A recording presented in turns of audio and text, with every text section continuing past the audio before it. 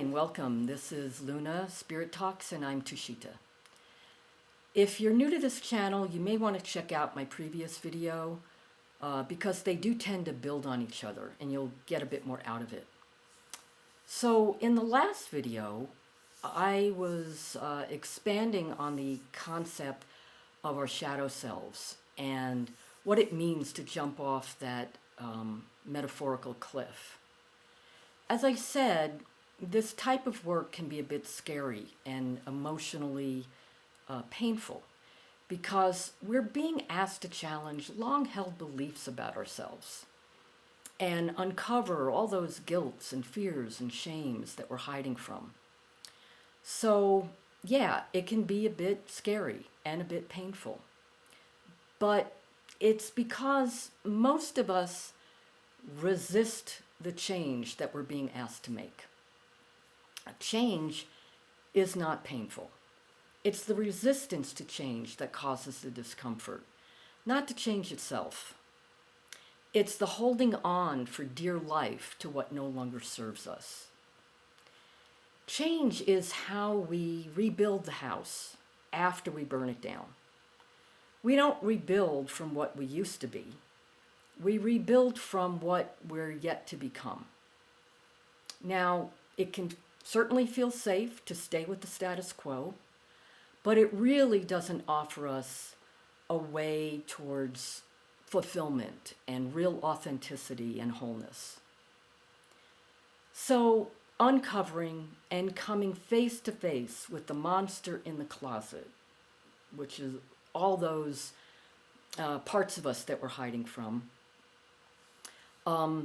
takes a certain amount of acceptance and surrender. But generally what we find when we finally fling open those closet doors is that the monster is much smaller and insignificant than what we created in our mind. So we're asked to surrender. But we're not surrendering to anything or anyone other than ourselves. By surrendering, we're relinquishing our control over the very carefully constructed version of ourselves that we've been perfecting for years. Now, I want to emphasize this is a process. It doesn't happen overnight. It takes time. It takes a desire for change, for transformation. You have to be willing to give up those old ideas that no longer serve us. A key element in this process is learning how to trust in the unknown, in the mystery. Now, trusting in the unknown can also be a bit scary. How do we know that we can trust the unknown? We know by not knowing, by surrendering our control, surrendering that mental process of trying to figure it all out. That's what living in the mystery and the unknown means. Now, the shaman I apprentice with talked about it in terms of the upper and lower brains.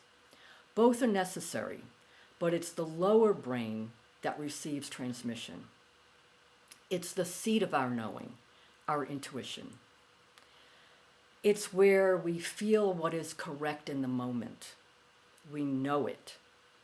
And then that information bubbles up to our mind, which is the upper brain, so we can act upon it. Even if we don't understand it, even if it doesn't make sense on paper. And most often, it's not going to make sense on paper, because knowing is irrational, and it's transmitted through feelings rather than logic. It's not linear. And I said feelings, not emotions. I'll get into that at a later time. Now, this sense of knowing can be accompanied by a physical sensation, but not always.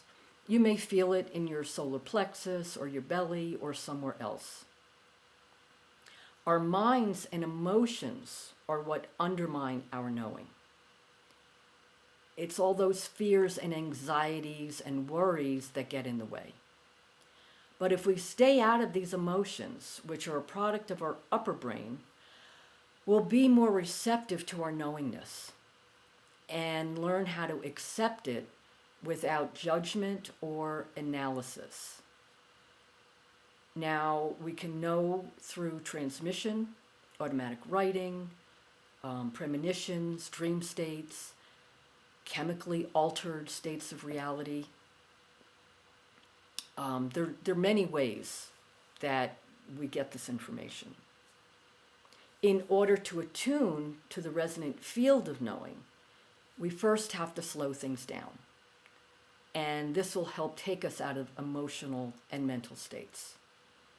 We do this through relaxation techniques, meditation, being in nature, deep breathing, simple ceremony, whatever helps bring you out of time and space and into the moment.